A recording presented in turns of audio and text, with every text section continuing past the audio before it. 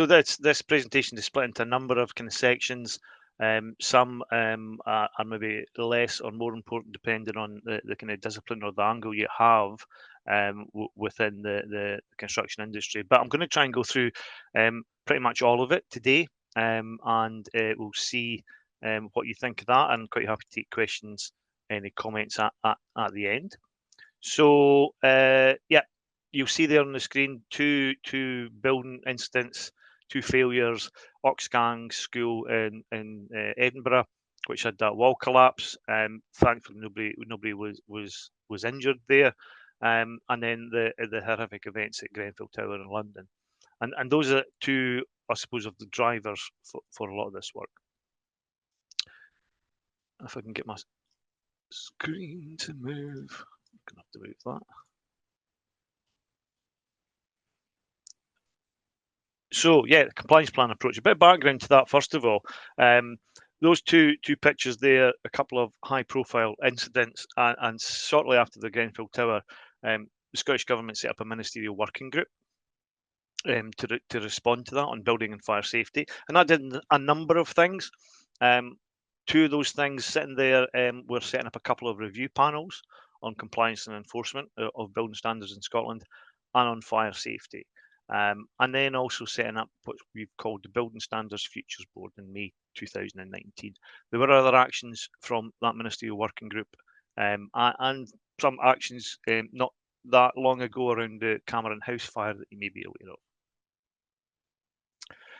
So the Building Standards Futures Board, though, is the board under which this work is being progressed, the compliance plan work's being progressed, and that's a description of the Futures Board, its remit. It's what it's aiming to do, and how this isn't just a piece of work in isolation with Scottish Government. This is very much in partnership with industry and other bodies around the construction sector in Scotland. The Futures Board initially had 7 work streams agreed back in 2019, and that's what you can see on the screen there. And last year, because some of those work streams had come to their natural end, had achieved what was set out, that reduced down to 4 work streams. And that's what you see there. Those are the things that we are still working in development on. And the compliance plan approach is very much front and centre this year coming and for the next few years, I would say. And those work streams are interrelated in a lot of ways, but certainly the compliance plan approach is what we're going to talk about today. But the Future Board, like I said, doesn't operate in isolation. There are members from across the construction industry on that board, and the Construction Leadership Forum is quite an important group for us. The Head of Building Standards in Scottish Government sits on that forum, and that's produced a number of things. The Construction Accord in Scotland and the Construction Quality Improvement Collaborative, which is a collaborative around improving quality in construction projects in Scotland. And as part of that, the quality being talked about there includes building standards compliance.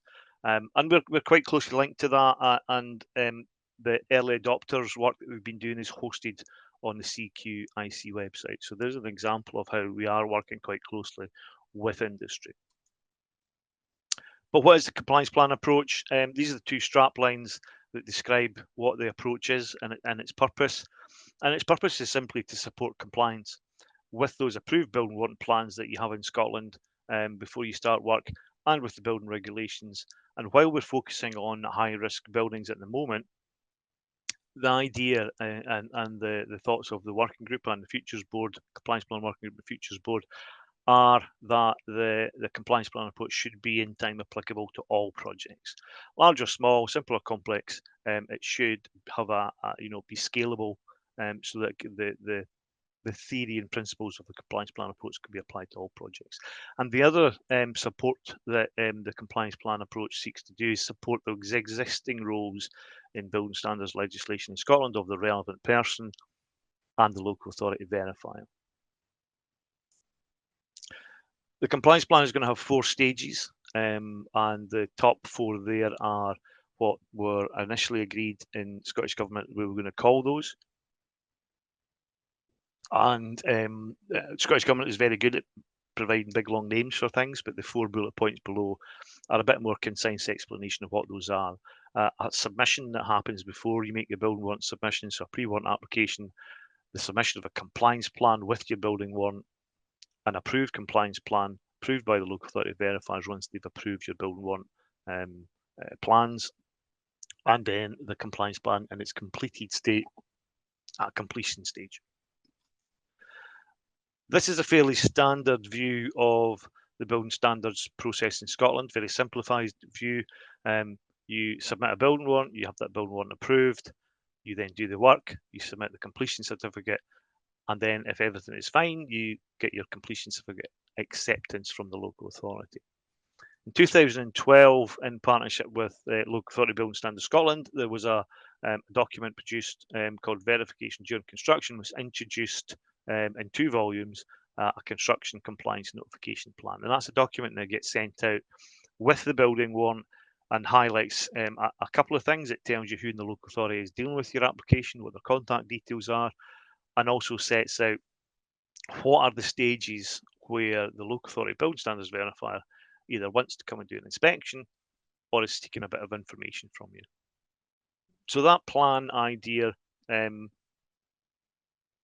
is kind of where the compliance plan came from. Let's have a plan of what the actions to be taken to assure compliance with building regulations are during the build of a project. Let's have that plan, and then let's see how that got on at the end. So the compliance plan is a kind of an extension of that, and this is how it would look in the building standards process. Is a pre-warrant application, and then there's a plan that's a live document during the construction of a building. These are 2 parts of the compliance plan approach. The third part being the compliance plan manager, which we'll come on to in a wee while. For buildings, I suppose I should have said that last one is where there's a higher risk, the highest risk, I suppose, of non-compliance in a building. So those high-risk buildings mentioned earlier. But for buildings that are maybe not high-risk buildings, or maybe they are a high-risk building, but it's a small extension or a medium-sized extension, where the risk isn't at that higher level, we still think there's a compliance plan that needs to sit in there. But maybe not a pre-warrant application, and maybe not a compliance plan manager. Again, as I'll repeat as I go through this, this is a work that's in development, although we are quite far on with it, but we've not come to a conclusion of exactly what this is going to look like. But fundamentally, the compliance plan identifies at an early stage the approach to compliance with building regulations and how that's going to be evidenced. And that approach starts before a building warrant is made and continues through applications for building warrant and in stages or however that is done. And once that local authority verifier approves that plan, it would include a number of different things, and those are listed there. And it's a live document during construction to be updated by the compliance plan manager on the contractual delivery side, whatever that contract looks like doesn't really matter, and by the verifier on the other side. So it's more of a live document and record of the compliance actions taken during construction of that building. So that's fairly straightforward if you think about it in that way. It's what's planned and then what's delivered against that plan. So this role of compliance plan manager, who's that and how do they fit in? Well, they're there to support the exact same 2 things that I mentioned earlier. And because we are initially talking about high-risk buildings that this approach would be applied to, it's maybe appropriate to see what are those high-risk buildings if you're not aware. This is the list of buildings that went out on a public consultation as to be considered initially certainly as high-risk buildings, and those cover high-rise residential buildings, but other buildings where people who may be slightly more vulnerable or have additional needs, whether that's children, people who are unwell or older, or public buildings where there might be a lot of people there. So that's the list there. You'll notice there's low-rise volume house building was included as part of that consultation, and while the rest of those building types got um, a high level of agreement that they should be included as a high-risk building, low-rise volume house building was a kind of three-way split between yes, no, and not sure. So we do think there is work that needs to be done to improve compliance on low-rise volume house building, but we think that's maybe a separate approach because that's quite a more of a manufacturing process. When you could say more about repeatable work, but certainly does have an impact on people who will spend quite a lot of money buying a new house. So for them, it's quite a lot. It is high risk. For life safety, perhaps not so much, but it is an area where there have been some concerns raised. So that approach, as I said before, should be scalable for working all the time. And I talk about a pathways approach, and I'll try and explain that a wee bit later on. But the way to try and explain who the compliance plan manager is, and there's a reason for this, is to try and show initially what the roles and responsibilities that exist at the moment within the building standards system, and these are the five, sorry, can't even count. The five roles, I suppose, within the legislation currently. And as we've been going through the process of trying to talk with industry about compliance plan manager and what they will do, what the role might be, it's become apparent that it's often misunderstood what the roles are within legislation and build standard system in Scotland. Who's responsible for what? And we think that's got a lot to do with the fact that there's not been a lot of enforcement around building standards. I mean, formal enforcement going to the courts in Scotland. But that's something that we hope we can perhaps influence and change. And I'll come on again to that in a wee bit. So who are these people that are involved in the building standards system? The applicant. Applicant in legislation is simply someone who wants to submit an application. They could have another role. There could be a relevant person. There could be a nominated agent of the relevant person. They could be anybody really. But in the legislation, they are allowed to sign an application for building warrant and make a declaration on the application as to the accuracy of information provided. And it is an offence to knowingly or recklessly make an application which contains a false statement. So they can commit an offence. Anybody can commit an offence by signing a building warrant application in which they're lying. Maybe that's a bit strong. So that's the applicant. The agent of the applicant can submit an application on behalf of an applicant. They can sign a completion certificate submission on behalf of the relevant person, and they can sign that building warrant application as well. And make that declaration as the accuracy of information. They can commit an offence, but you'll notice that offence is talking about making an application for warrant, not about the completion certificate. And I'll come on to completion certificate offences very shortly. The relevant person, that's the extract from the legislation. It tells you who the relevant person is in relation to a building. It's not quite the riddle of the Sphinx, but sometimes the more you look at it, the more confusing that can get.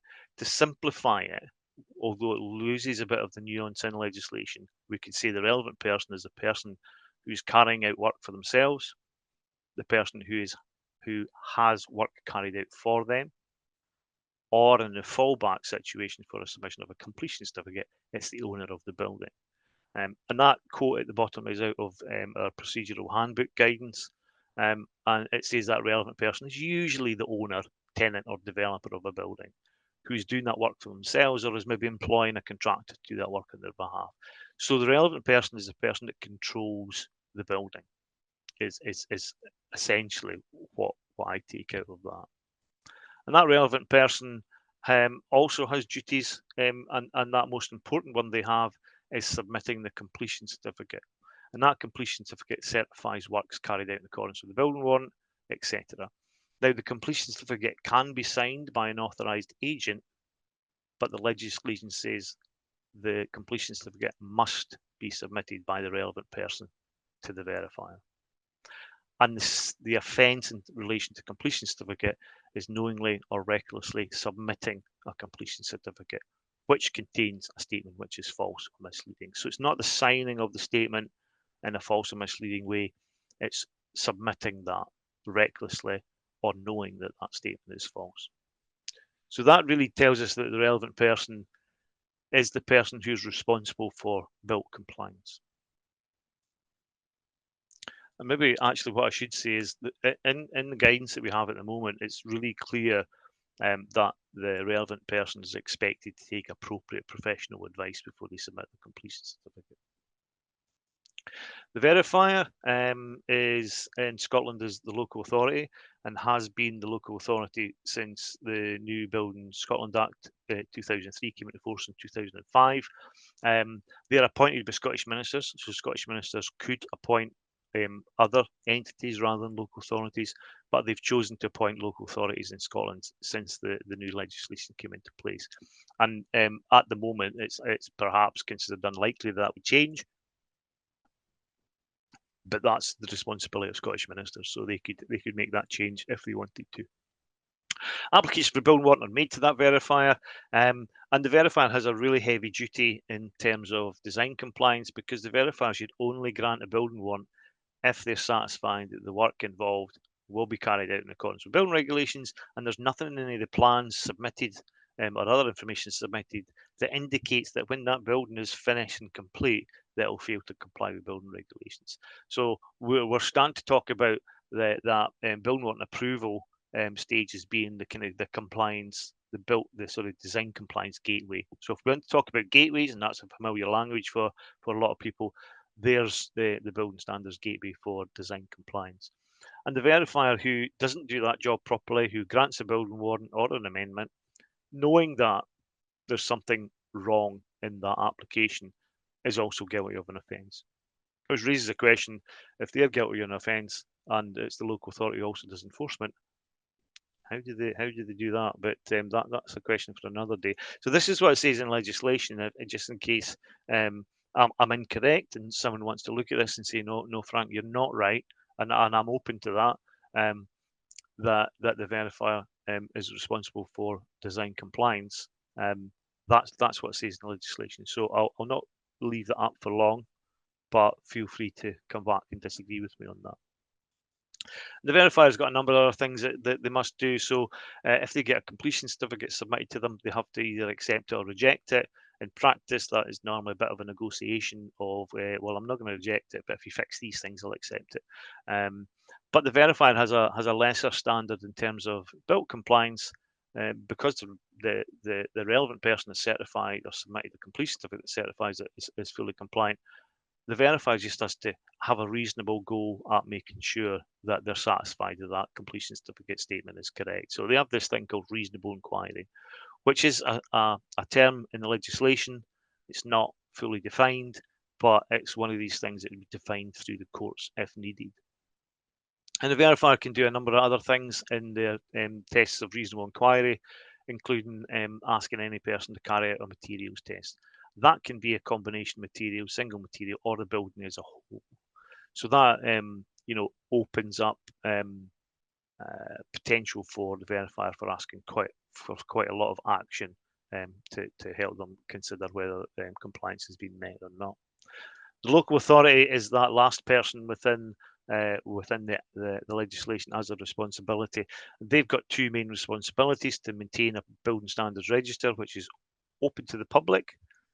Copying certain documents and walking away with them is slightly different, but anything that's on the building standards register is open for public viewing at all reasonable hours, I think is what the legislation says.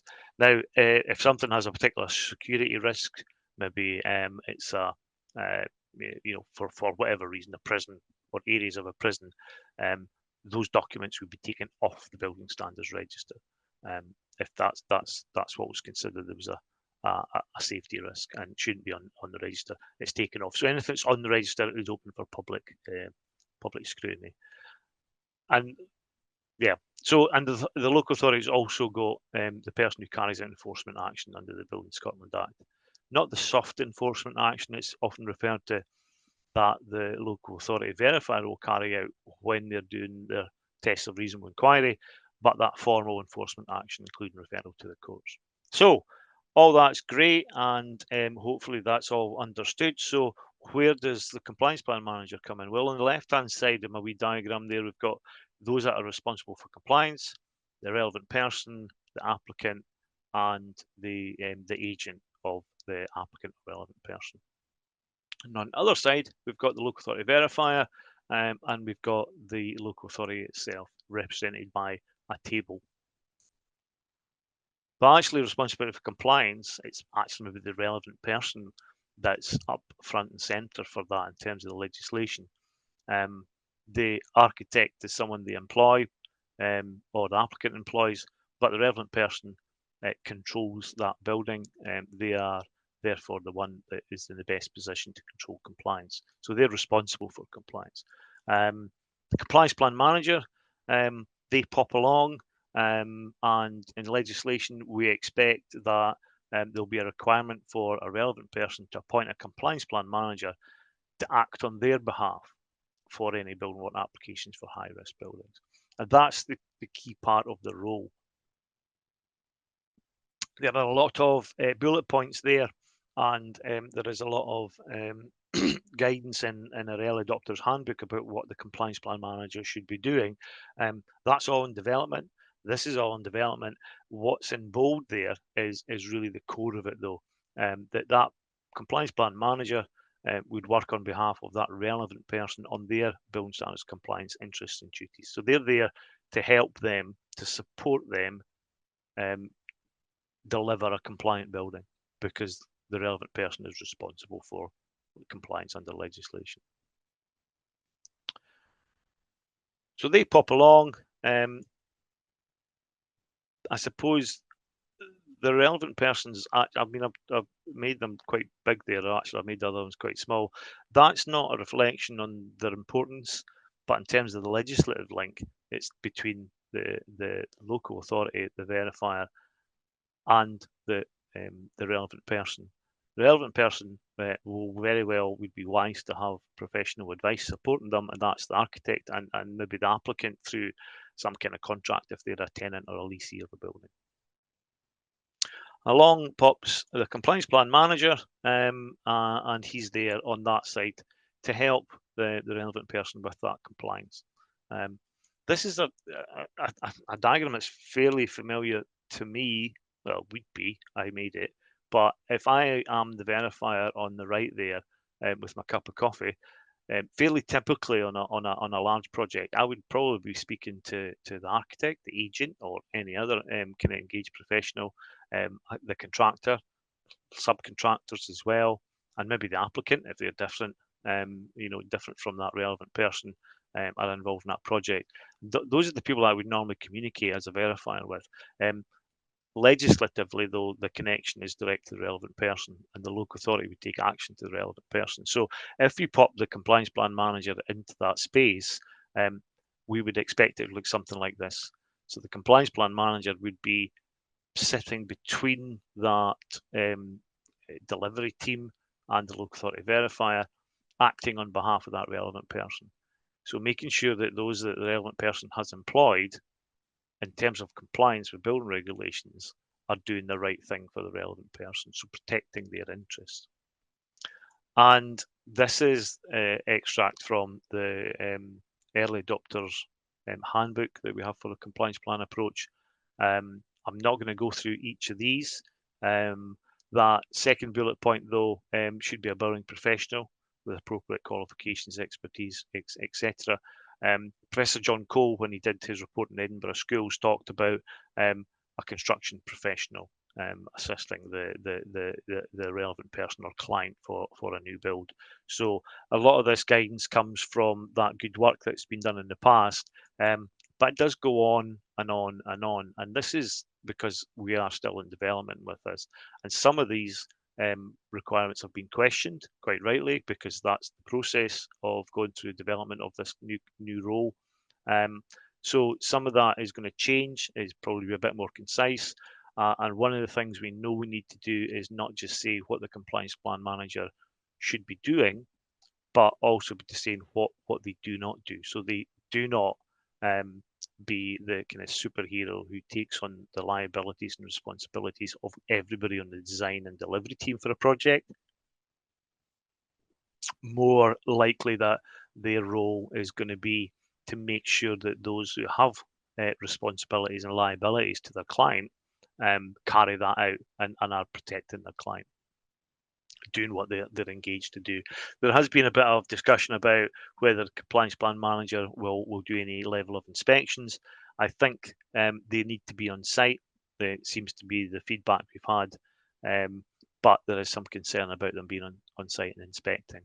So we need to be maybe clear about what their on-site work is. It's not inspecting stuff so that others don't have to inspect their stuff. And I talk about stuff in terms of a construction professional who's maybe delivering part of a building, and they have a responsibility to inspect that and make sure it's been delivered properly. The compliance plan manager doesn't take any of that responsibility away from them. So we need to word it carefully around that to make sure we achieve that. I'll finish this section, but can I say in terms of the compliance plan and compliance plan manager, responsibility for compliance is not going to significantly change even when we make some change in legislation. We'll still have minimum standards that are expected of new builds in Scotland, and they are minimum standards. They are not a high bar that needs to be achieved. You should be achieving these and then some if you're designing and delivering a good building. The local authority will still carry out the inspections and checks. The verifier will still carry out the inspections and checks. The local authority will still do the statutory enforcement, and the relevant person will still be responsible for compliance.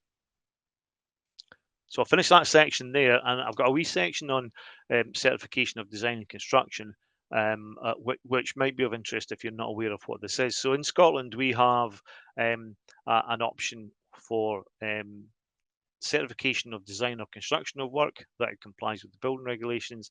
And that certification system is operated by Scottish Government Building Standards Division, but it's operated through a number of approved schemes. And those approved schemes have to be audited, and they have to make sure their members are appropriately qualified, experienced, and a reputable company, it says there. The current schemes that we have are for design. We have a structures scheme, SER, and we have a couple of energy schemes run by BRE and the other one run by RIAS. So those are the only two design schemes that we have at the moment. Three schemes, two different parts of the building regulations. And what that means is that if a local authority receives a design certificate, through this certification of design scheme, they don't check any of that work. And in terms of construction, again, there are a number of schemes covering drainage, heating and plumbing, and covering electrical installations. And if a local authority receives one of those, they don't inspect that work on site. So only members of the approved schemes can certify work as compliant. So this doesn't relate to standard BS 7671 forms that are often submitted, but it's talking about under certification schemes. And the reason I'm talking about it in terms of compliance plan is that it's a strong option for compliance. So it's something I suppose to be encouraged. There are efficiencies and certainty around it for a project with regards to the building standards compliance process. But it's certainly a strong option and something that we're looking to develop further. So you can find out more about certification, and I will quite happily give a copy of these slides to Abigail, and that can be distributed if we think that's appropriate. So that wee bit about certification, it's a strong option for compliance, so it's worth mentioning and around. And that idea of a pathways approach to the compliance plan is that we're likely to expand that definition of high-risk buildings in time. We might do that sooner rather than later. Certainly post Grenfell, we're concentrating on those defined high-risk buildings because that's where the problems have been identified over the last number of years. But there's also, that thought that the compliance plan approach needs to be rolled out to all building types, all building warrant types, and how are we going to do that? So again, that's the definition of high-risk buildings that I mentioned earlier. one of the things that popped up was those non-domestic buildings under local authority control, or where they have an interest in the building, um, could actually be quite small buildings. And that made us think about, well, actually, is that full compliance plan approach applicable to all high-risk building types? Or should we have something in there about the scale of works, the scale of the risk within high-risk buildings? And do we need a separate approach so we don't say, if someone's building a local authority are building a kiosk that needs a building warrant because of whatever reason, um, that we have to have a compliance plan manager, and with our pre-warrant submission, that didn't seem to make sense. So the idea was to have, for smaller works, what is appropriate in terms of compliance plan approach, and identifying we are considering a separate approach for low-rise volume housing sites. So what do we do for those high-risk buildings? We think we've got a handle on that. What do we do when that high-risk building is maybe a smallish extension or a medium-sized extension to a hospital, depending on what that is, depending on if it's something that's impacting on the compliance of that existing hospital quite a bit, or if it's something that doesn't really affect it that much, we can then start considering this pathways approach. So yeah, I think I've just kind of gone through that. So how does that work? Council interest projects are mentioned. So this is our kind of thoughts for the compliance plan process.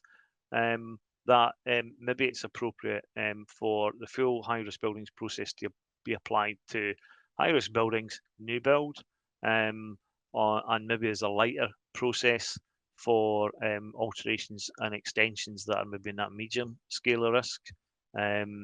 Maybe there's an exemption from that process, but we still have an enhanced CCNP process. So this is kind of where we've been thinking about this. And how does that look if we start thinking about, well, in due time when we can maybe drop the high risk building name and just think about a compliance plan process where that have high risk, medium risk, and kind of a lighter, smaller risk. So it kind of we probably for the meantime continue talking about high risk buildings as needing a separate approach, but in time we'll probably be talking about risk level 1, 2, 3, or whatever, where risk level 1 will capture new high risk buildings, but may capture some other types of buildings where the designer and the verifier decide that there's substantial risk of non-compliance or risk of the consequences of a non-compliance. So I've rambled my way through that. Not sure if it made a huge amount of sense to you. It did to me. So what is our approach to developing and implementing the compliance plan? So this is the overall timeline, I suppose, from where we started to where we want to be. The Futures Board said, let's have a compliance plan approach back in 2019. We did have a pilot just outside Dunfermline on a reasonably big school, the Dunfermline Learning Campus, and that helped us shape what our initial thoughts were around the compliance plan approach and the compliance plan manager. And we've taken that into an early adopters phase 1, which we started last year, and we've got 4 projects in that. We are thinking, do we need to have an early adopters phase 2 to be confirmed? And there's a thought around that just recently. But legislation is unlikely to be in place until past 2026. So we're kind of pretty much here at the moment. We've done the pilot, we're in the early adopters phase. But how to get here, we've done quite a lot of research. We've done a couple of public consultations. But we've been working with industry stakeholders directly and through working groups to get to where we are. And that early adopters phase, we are doing workshops around that. We've engaged with Scottish Futures Trust to help us with that work. We're expecting a report from them in the next couple of weeks on those 4 initial projects. So we wanted to create a feedback loop so that we could continue to learn. We're not just sitting back in 2019 and saying, right, this is what everybody's doing. We are thinking, well, what's the approach? with engagement with industry. We've come up with an outline approach. We've tested it, and we're testing it again, and we'll continue to test it for as much time as we have. Which is maybe a bit shorter, which I'll explain in a minute. But so those Grenfell Phase 2 recommendations are influencing that response. And you may have seen our Minister for Housing making a public statement to Parliament last week and delivering our Grenfell Phase 2 recommendations response report. So there's a number of responses in there which are directly relevant to the compliance plan approach and will directly influence that. And for those who know the numbers off by heart, it's recommendations 2, 20 and 21 around the definition in England of their higher risk buildings, not the same as our high risk buildings, around compliance statements for design compliance through the principal designer, and construction compliance through the principal contractor, and thoughts around the licensing scheme. So these things are directly influencing us when maybe our timescales for delivering. But legislation remains probably 2026 plus for primary legislation to introduce mandatory pre-applications for certain projects of a certain risk level, to mandate the employment of a compliance plan manager by the relevant person to act in their interests for, again, defined buildings, and that secondary legislation that implements that. And then the kind of formal guidance. Although we do have an idea around the formal guidance that maybe we'll bring that forward for adoption by industry on a voluntary basis before we get into legislation. So to kind of a soft landing, soft start, I don't know what the terminology that we would use for that, but thinking about a change process that isn't just a bang, here you go, everybody do this now, but let's maybe introduce this in a phased way, in a voluntary way first of all, so that people can get used to it, can maybe iron out more issues that come up with it. So a phased approach to introducing that is likely. We probably have less time than we expected, because there's perhaps an expectation now that we deliver some guidance before the compliance plan legislation is in place. So we've got a lot of work to do over the next year, I would say. And that's that phased introduction of a range of measures, and we maybe need to think in around how we do that. Maybe we ask the local authority to take some steps first, but we need to make sure those local authorities are funded and prepared. And you may be aware, that building standards statutory fees were increased last year. They are increased again as of today, and they may be increased in the future. And part of that additional fee income, some of it goes to support the Building Standards Hub, a national Building Standards Hub that was set up and is now up and running. And some of it comes back to the Building Standards Division to help us do things like develop the compliance plan.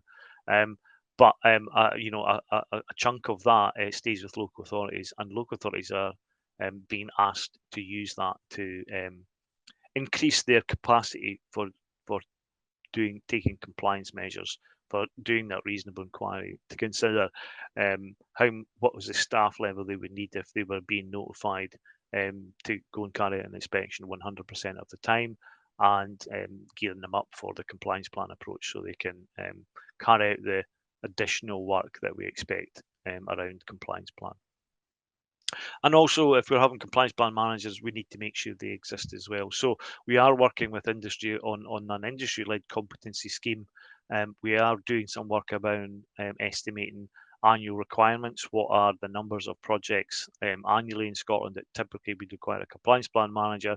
And we have been speaking to the insurance industry about getting insurance for compliance plan managers, and that has really helped us shape our thoughts around what the compliance plan manager will do and what they won't do. So we need to work on that. It's worth mentioning the passive house equivalent standard as a component of the compliance plan moving forward. So we are speaking with colleagues in the Building Standards Division who are delivering that. I suppose my views in terms of the compliance plan, it's just going to be another compliance thing that gets plugged into that plan. But we have been speaking to them around that and what that might look like, so that it makes sense both from their delivering their policy requirement and us delivering ours. So that's The compliance plan approach, early adopters, a quick run through that, and then you'll be glad to know that I'm nearly finished. An early adopter scheme, why are we doing that? So we can learn, and it's a fairly standard kind of learning circle. Can't remember what you call that. We identify what's a policy requirement. We've identified that. We've done some plans on how we're going to deliver that. We're executing those requirements by going through a pilot, and then now going through an early adopters phase, and actually speaking to yourselves as part of a communication strategy. We're testing those requirements, or that those proposals, requirements, we're still developing them. So we want to know how we can review and improve them. And there's an idea of perhaps how we want to do it through the early adopters process. We had a design that process. We've had some early expressions of interest for that early adopters. We've implemented that first phase of the early adopters, and we're now in the process of reviewing that. So that's focused really on new build at the moment. We were hoping to be able to have time to do new build, some alterations, extensions, different types of work. We might not have that, although the early adopters, and I make no apology for my nerdy Lord of the Rings, but it is about working with partners, working with local government. We have a very house agreement with local government on how we do that, and we also have other policies around engaging with industry on changes to how we expect that particular industry to do its business. So it's very much a partner approach. I have checked, this is a Creative Commons license for this image, so it should be okay to be using it.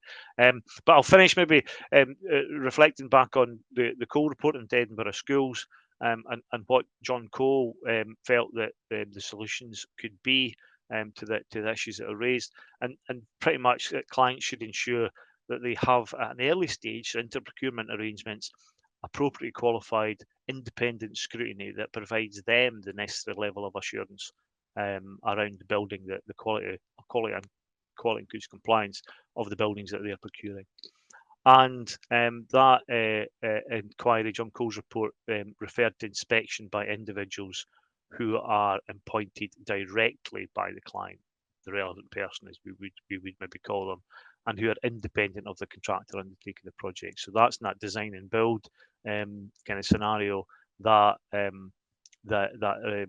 compliance plan manager needs to be on the client side, not on the contractor side.